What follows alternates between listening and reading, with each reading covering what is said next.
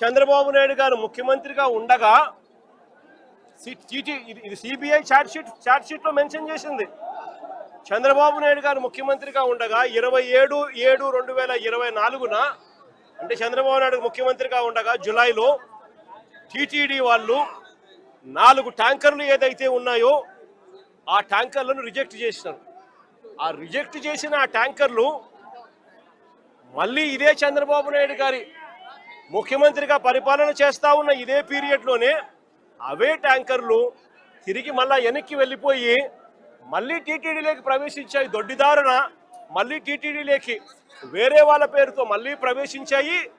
దాన్ని TTD accept చేసింది. అవే ట్యాంకర్లు లడ్డూ తయారీకి కూడా వాడారు అని చెప్పి ఏకంగా సిబిఐఏ చంద్రబాబు నాయుడు గారి ప్రభుత్వం మీద వాళ్ళు చేసిన తప్పుల మీద వాళ్ళు చేసిన అన్యాయం మీద ఏకంగా సిబిఐఏ ఛార్జ్ షీట్లో వేసింది. నేను అడుగుతా ఉన్నా, ఏకంగా సిబిఐఏ చంద్రబాబు నాయుడు గారి ప్రభుత్వం మీద ఈ మాదిరిగా రాసిన తర్వాత ఛార్జ్ షీట్లో ఫైల్ చేసిన తర్వాత పాపం చేసిన వాళ్ళు ఎవరు అని చంద్రబాబు నాయుడు గారిని, కూటమిలో ఉన్న చంద్రబాబు నాయుడు గారికి సంబంధించిన చంద్రబాబు నాయుడు గారి కొడుకు, కూటమిలో ఉన్న పవన్ కళ్యాణ్ గారిని ఇద్దరిని కూడా ప్రశ్నిస్తా ఉన్నాను.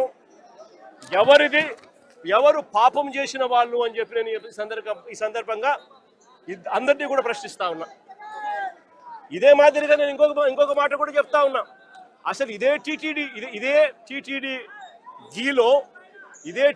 గీలో ఎవరు చెప్పారండి దీంట్లో జంతువుల కొవ్వు ఉందని, గొడ్డు మాంసం ఉందని, పంది కొవ్వు ఉందని, చేపల నూనె కలిసిందని ఎవరు చెప్పినారు?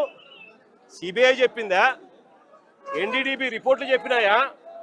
ఎన్డీఆర్ఐ రిపోర్ట్లు చెప్పినాయా? ఏ ల్యాబ్ రిపోర్ట్లు చెప్పినాయండి?